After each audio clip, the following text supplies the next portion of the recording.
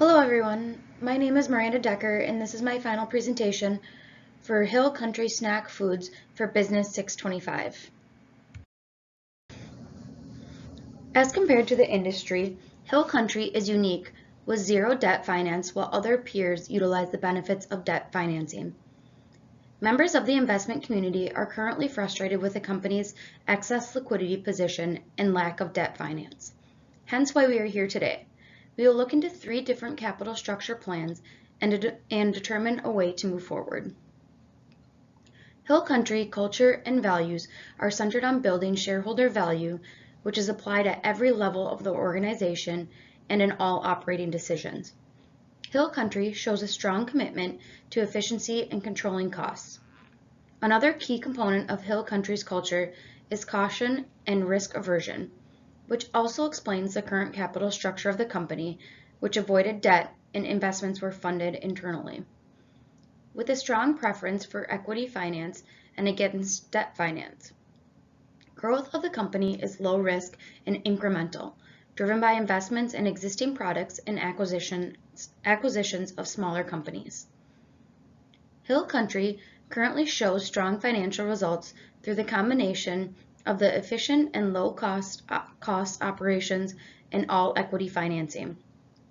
It has high cash flow and paid regular dividends, but as the company has huge cash and capital structure without debt.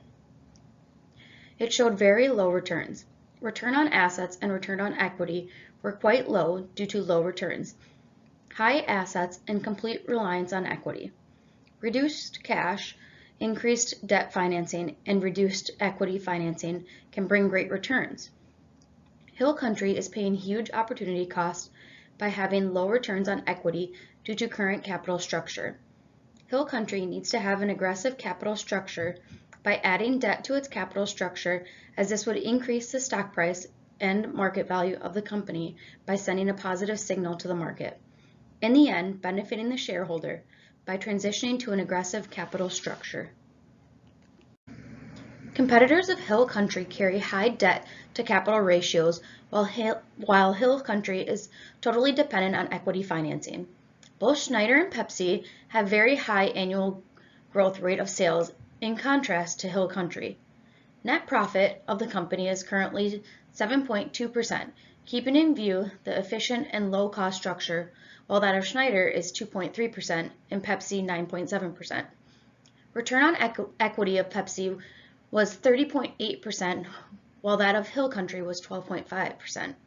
Price to earning ratio of both companies was also quite higher than Hill Country. Stock price of Pepsi is $66.35 per share, while the stock price of Hill Country is $41.67 per share. By having debt structure, share price of the company and price to earnings ratio would increase due to positive evaluation of the investment community to make these measures more competitive to Pepsi and the industry. Return on equity would also increase, making it more comparable to the giants in the industry. On this slide, you can see the pro forma statements for Hill Country based on 3 different scenarios of capital structure, those being 20%, 40%, and 60% debt to capital ratio. Earnings per share in the case of 40% debt is higher than the other 2 scenarios. Dividend per share of 99 cents in this case is also higher than the other 2 cases. High dividend per share indicates that the company shows positive prospects and hence its market value would increase due to high stock prices. Interest coverage ratio of 36.9 in the case of 20% debt to capital explains that the company again has huge liquidity and debt to capital ratio must be increased.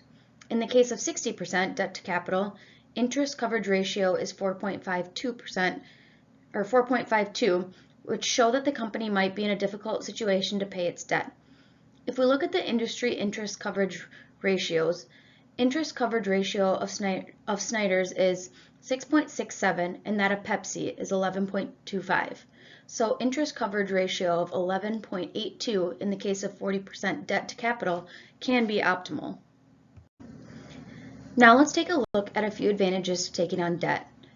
First off, interest on debt is a deductible business expense for tax purposes. making it an even more cost-effective form of financing. Once the debt is repaid, it's gone.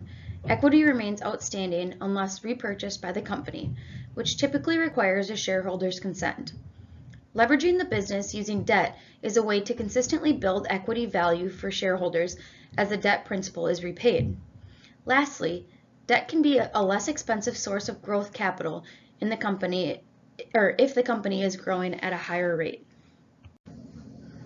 To achieve the vision of maximizing shareholder value, Hill Country should increase their proportion of debt financing. I recommend that Hill Country take a 40% debt to capital structure. The absence of the debt and a large portion of the equity has decreased the rate of return. If we bring debt into the capital structure, it increases the return on equity. Higher returns on shareholders should therefore rely more on debt than equity. As shown in the table, by restructuring the debt to capital ratio from 20%, 40% debt to equity ratio, and 60% debt to equity ratio, the earnings per share increased from $2.88 to $3.19, $3.31, and $3.11. Similarly, the dividend per share also increased from 85 cents to 96 cents and 99 cents to 93 cents. It can be seen that when the ratio is 40%, both the earnings per share and dividends per share reach peak values. The motive of the company is to maximize shareholders' wealth, whereas the CEO and the management hold 16% shares. Due to debt with an increase in both earnings per share and dividends per share, the performance will be in line with the objectives of Hill Country. Concluding with my references, thank you.